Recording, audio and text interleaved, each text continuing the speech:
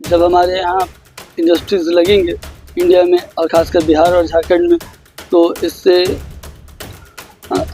शायद यह है कि हम अपने देश को कितना आगे पहुंचा सकें। और दवाई बहुत एक्सपेंसिव हुआ करती थी, इसलिए आपको फंड दे रहे हैं तो उसको यूज़ क्यों नहीं कर रहे हैं आप।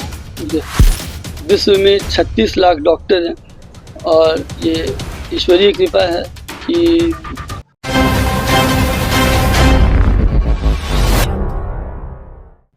नमस्कार, मैं वंदना और आप देख रहे हैं न्यूज़ रांची मेल। आपको बता दें कि आज विनायक हॉस्पिटल की ओर से प्रेस वार्ता रखा गया था और ऐसे में हमारे साथ अभी बातचीत के लिए मौजूद है जो कि राष्ट्रीय पुरस्कार से सम्मानित है डॉक्टर चंदन कुमार। सीधा उनसे हम जुड़ेंगे, जानेंगे कि आज की प्रेस वार्ता का क्या बात है। आज वो भारत का नाम भी रोशन करते हुए नजर आ रहे हैं। हम डायरेक्ट उनसे जुड़ेंगे, बात करेंगे।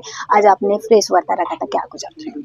नमस्कार, मैं डॉक्टर चंदन कुमार, राष्ट्रीय चिकित्सा रत्न।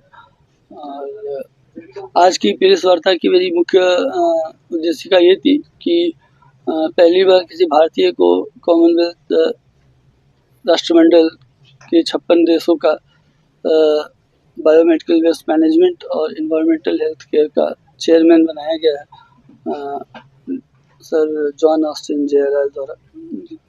और इससे मैं चाहता हूँ कि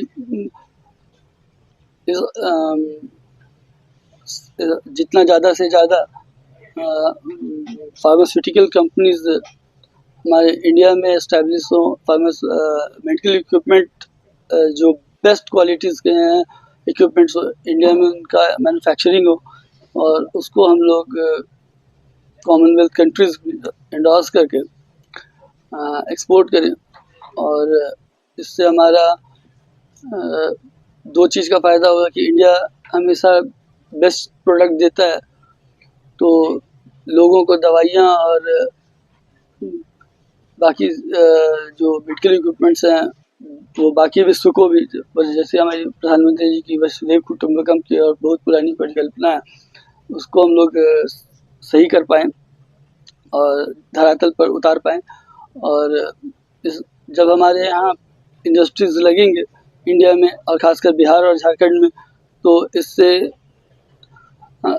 अनएम्प्लॉयमेंट जो है, बेरोजगारी, वो भी कम होगी, बहुत हद तक कम होगी। और उसके बाद जब हम लोग इसे एक्सपोर्ट करेंगे तो एक इंडिया का नाम भी होगा, भारत का नाम भी होगा, ये मेक इन इंडिया है और बेस्ट प्रोडक्ट है।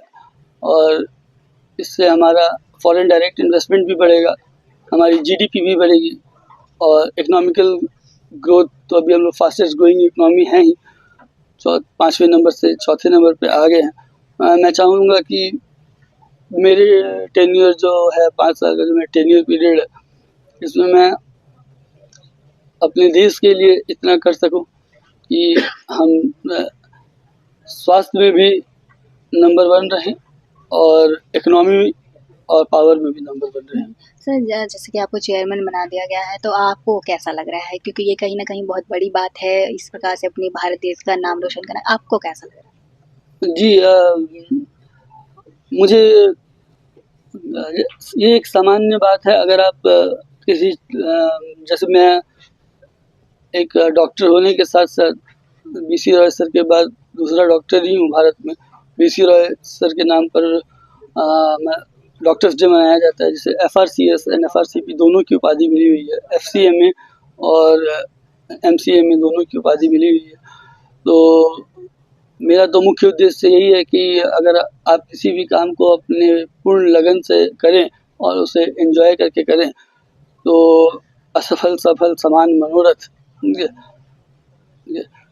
तो ना हर्ष है ना विषाद है, यह है कि हम अपने देश को कितना आगे पहुंचा सकें और कितना हेल्दी बना सकें, इकोनॉमिकली स्ट्रेंथन बना सकें और साथ-साथ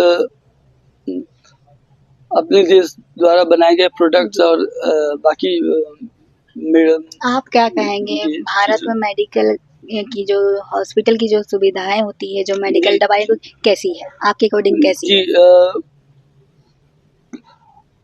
इसीलिए मैंने कॉमनवेल्थ का नाम लिया, क्योंकि अभी हम पहले हम तीसरे नंबर पे आते थे पहला यूनाइटेड स्टेट्स ऑफ अमेरिका हुआ करता था, तब यूनाइटेड किंगडम हुआ करता था, और अब तब भारत हुआ करता था।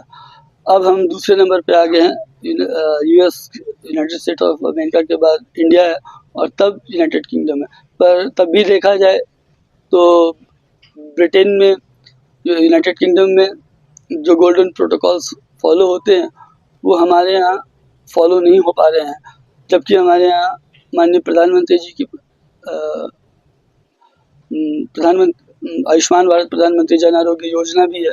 तो और इसके बावजूद लोगों को कहीं न कहीं कहीं समस्या कहीं होती, मेडिकल की समस्याएं चीज़ों से बहुत हो रही जूझते हैं। हैं। इसके बावजूद भी लोग बहुत तरीके की समस्याओं से जूझते हैं, और पैसा भी उनका बहुत ज़्यादा खर्चा हो जाता है। और आपको साथ नहीं साथ लगता है कि दवाई काफ़ी एक्सपेंसिव है? जी जी, मैं इसी के बारे में बोल रहा था कि दवाई बहुत एक्सपेंसिव हुआ करती थी, लेकिन अभी जो सेकंड जीएसटी 2.0 है, तो इसमें तो अब दवाइयों को 5% के स्लैब पे ला दिया गया है। ये तो अच्छी बात है, लेकिन हमारी दवाइयाँ क्वालिटी की, ऐसा नहीं हो कि हम स्लैब कम कर दिए और अपना क्वालिटी गिरा दिए, ये ना हो।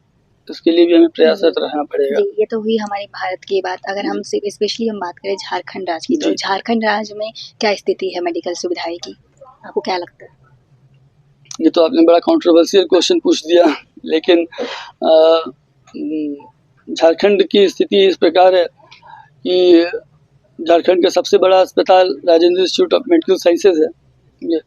और वहाँ के जो डायरेक्टर साहब हैं, वो यह जानते हुए भी कि उनके पास एग्जीक्यूटिव पावर है, माननीय मंत्री इरफान अंसारी जी फंड दे सकते हैं, लेकिन उस फंड का प्रयोग करना एग्जीक्यूटिव डायरेक्टर के हाथ में होता है। और मैंने उन्हें बार बार ये समझाया था कि आप एग्जीक्यूटिव पावर आपके हाथ में, माननीय मंत्री आपको फंड दे रहे हैं, तो उसको यूज़ क्यों नहीं कर रहे हैं आप।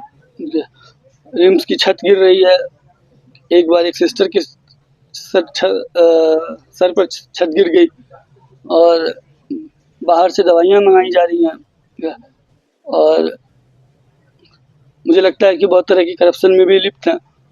मतलब कहीं न कहीं आपका ये कहना है कि झारखंड में जो सुविधाएँ होनी चाहिए वो नहीं है। जी, मेरा कहना ये है कि अभी तत्कालीन हमारे जो स्वास्थ्य मंत्री हैं और स्वास्थ्य सचिव हैं, वो अपना भारत सरकार के साथ मिल कर के बेस्ट देने का कोशिश कर रहे हैं, परंतु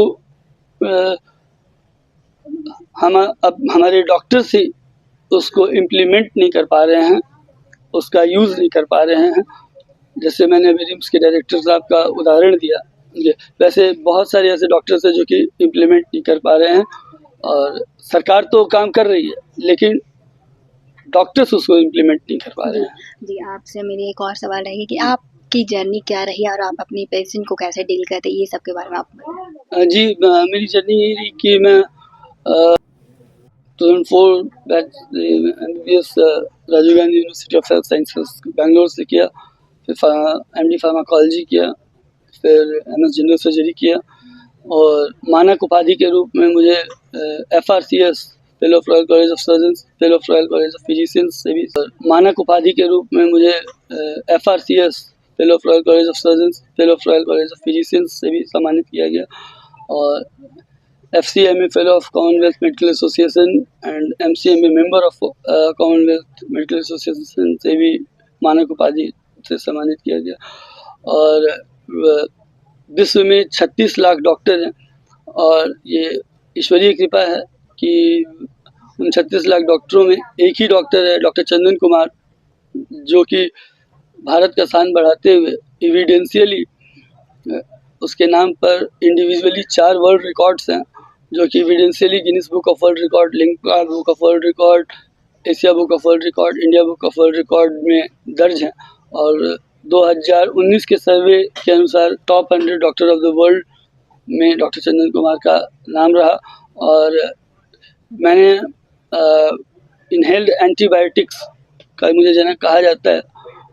इनहेल एंटीबायोटिक्स का सबसे पहला बनाना और उसका प्रयोग करना मेरे द्वारा किया गया था, और अभी भी मैं लगा हुआ हूँ कि अपने देश, अपने राज्य, अपने झारखंड, साथ साथ बिहार और अपने देश को किसी भी तरह से कड़ी मेहनत करके इम्प्लीमेंट करा सकूं सारे सिस्टम को, ताकि हमारे रोगियों को कोई परेशानी ना हो।